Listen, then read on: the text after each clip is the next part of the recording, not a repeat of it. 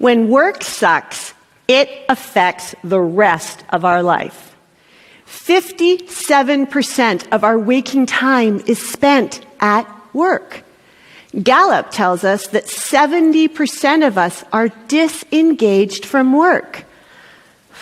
That's a whole lot of people whose lives have a large suckage component. I study why work sucks and what we can do about it. Specifically, I study generational communication and the new rules of engaging each generation at work. I study cohorts, not individuals at work. Bad communication is one of the reasons work sucks. In my research, I have found that if you improve communication between the generations at work, work sucks less because you've reduced the stress between the generations. Never before have we had grandparents working on the same team as children that are their grandchildren's age. Never before have we had tools at work that allow us to mess up communication as much as email, text, and social media. Because of technology, we have lost our ability to communicate generationally. We no longer see a face or hear a voice or feel the tension in the room. We sit at our screens and we type. Do you remember the world before ISIS? Do you remember Scuds on CNN? Do you remember your first Facebook post? Or maybe your first SMS? Or maybe you remember where you were when you heard JFK was killed? These questions prove key in my research. In my data, we found that great communicators understand that each generation responds differently to leadership and workplace technology.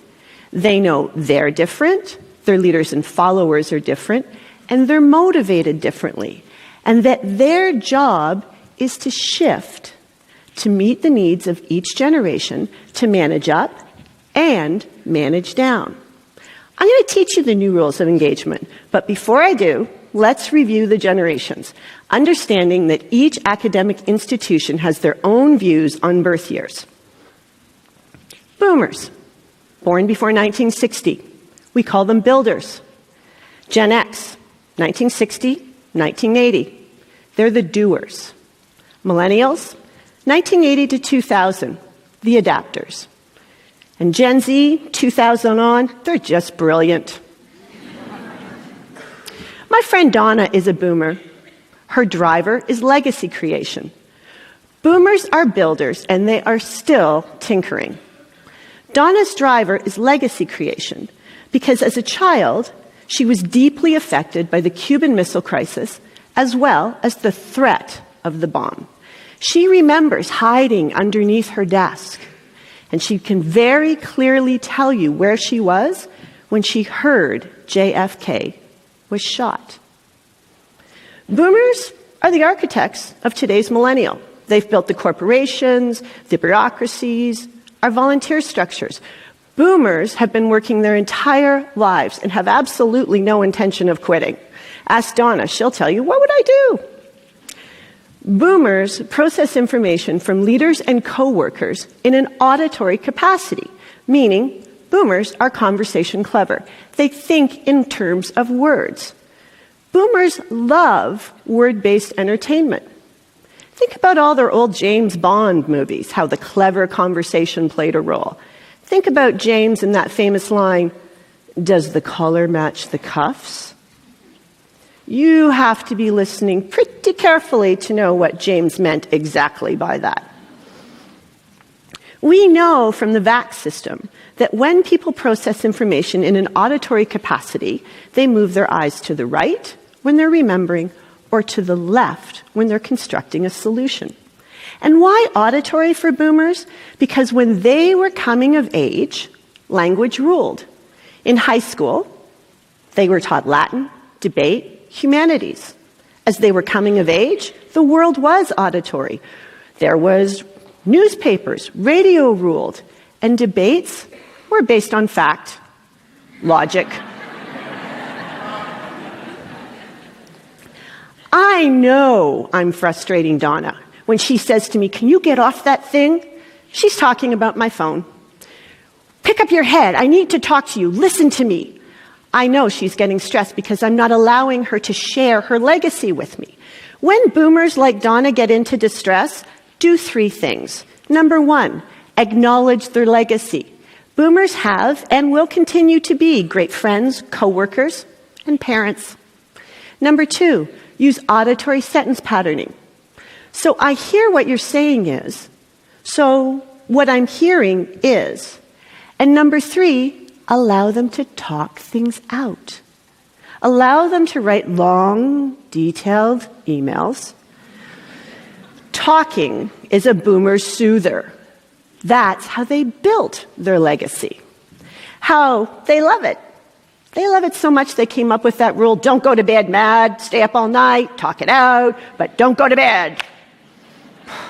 This is not the best way to deal with a situation. If you are dealing with a Gen Xer, we're too damn tired from working to stay up all night and talk. Gen Xers like my friend Trish and I are doers. Our drivers are money, work, and the fear of losing it. We're independent, we're entrepreneurial, but we're all suffering from the Prince Charles syndrome. We're waiting for somebody older to leave so we can finally take charge and make some changes. Gen X is the TV generation. We grew up with it. We love it. TV dinners, TV tables, and university TV dates. And it all began with Disney. Oh yeah, most of us can remember sitting there with our parents, eating our dinner, watching Disney, Saturday morning cartoons with Tang. We process information visually. When we're thinking or remembering, our eyes go up and to the right. And when we're constructing a solution, our eyes go to the left. Where boomers love language, we love pictures. And now we begin to see where the stress is starting to occur. We're not conversation clever. When we went to high school, there was no money for language, for humanities, for debate. When we graduated from university, we graduated into recession, not to jobs. We graduated into mass layoffs. We graduated with student debt at an interest rate of 12%.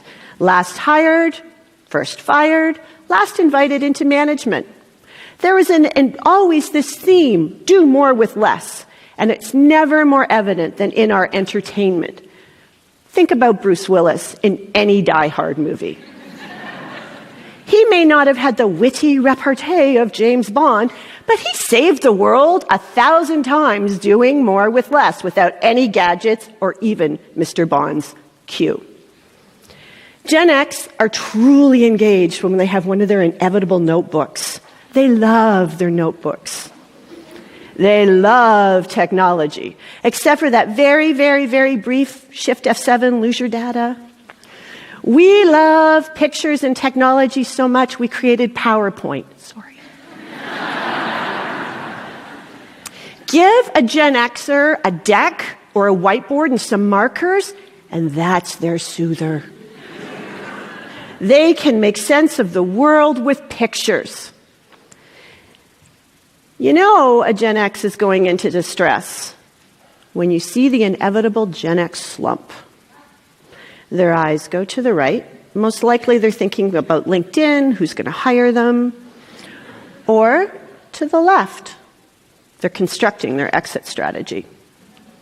Then they sit in a meeting, and they don't get mad. They just wait. And finally, they'll take everything on. They'll do it. Times may be tight. Everybody's frustrated, but they'll get it done. They're the toughest. If you want to re-engage a Gen X, do 2 things. Engage in visual sentence patterning. I'm not clear on what you're saying. Can you provide more detail? And number 2, because you know their fear is losing work, stress, money, ask them to identify this fear. Ask them to give you a deck. They'll love it. Gen X are great at providing information on their own and giving it to you.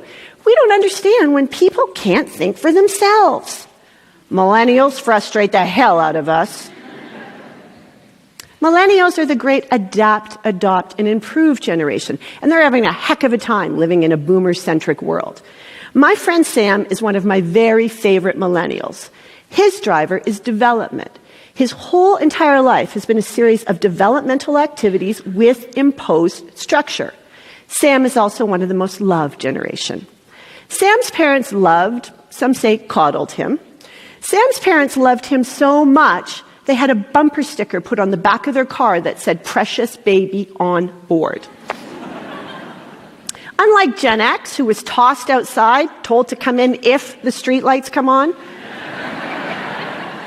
Sam was the first generation to have play dates instead of playtime. Unlike Gen X, where competition ruled at school, at Sam's time, teaching changed to a focus on self-esteem. Sam's parents set his schedule, organized his world. Sam can clearly remember a chart on the fridge that was color-coded, talking about who was where and when. Sam's parents both worked. Jobs were posted on the fridge. Cooking instructions were posted on the fridge. No surprise then that he does really well with detail and structure, but not in a traditional environment.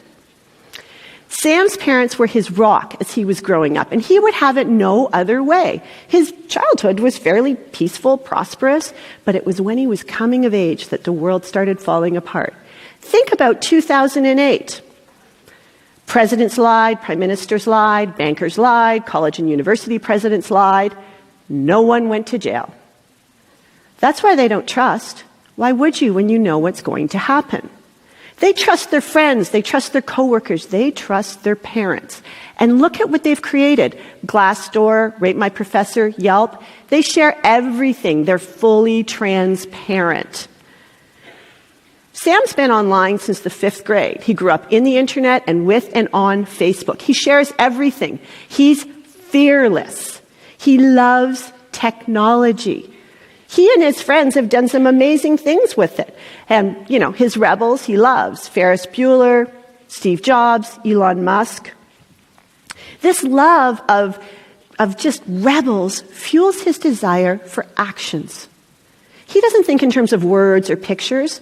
He thinks in terms of actions. After all, the internet is action-based.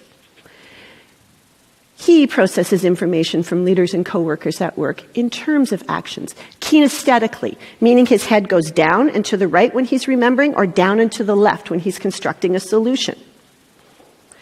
When Sam is choosing his entertainment, he creates it using technology because he loves to play with technology. And look what he's done. YouTube, sexting. Thank you for that, by the way. Look at how he's recreated and adopted Uber,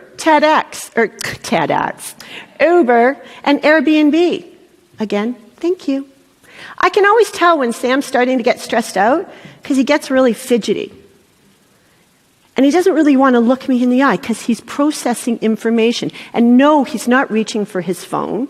He's going to the right or going to the left. Okay, and then he reaches for his phone. When Sam starts to go into distress, there's 3 things you do. First, ask his opinion. His parents always did. He was considered an equal. Number 2, provide the proverbial chart on the fridge. Give him structure, give him detail, and get him to question why. Their thirst for knowledge is amazing. And then number 3, don't ask him to work in a traditional 9-to-5 environment. Tell him what you want, get him to adapt it, and my God, he'll improve it. It's within his DNA to do that. But it's within the DNA of his younger brothers and sisters, Gen Z, to change the entire world. Gen Z, like my baby daughter, fear being alone. They're the first generation to grow up in technology. They're also the first generation to grow up with mass murder of neighbors by neighbors, as well as the threat of global terrorism. Like the boomers before them, who hid under their desk, this generation has never gone into school without knowing how to go into lockdown. They travel in packs. They're never without their phones. Long conversations stress them. They have 3-minute YouTube, Instagram, Snapchat. When they're stressed, they need their phone. They reach for their phone to connect to other people. Because when they were little and they cried, they were given a phone, an iPad, or a computer. Technology is their soother. So I've probably overwhelmed you. No worries. There's an easy way to remember all of this. Next time you're typing, texting, or talking with somebody at work, Take a step back and say, I'm different. I'm a builder, a doer, and an adapter. Take a step forward and say they're different. They're visual, they're auditory, they're kinesthetic. Take a step to the right and a step to the left and say their soothers are different. Talking, drawing, playing, technology. Okay, stand up, let's try it. Stand up, really. Awesome. So take a step back and say, I'm different. Nice. Take a step forward and say, they're different. Take a step to the right and a step to the left and say, I'll react differently. You have just done the generational boogie. Remember that. Next time work sucks.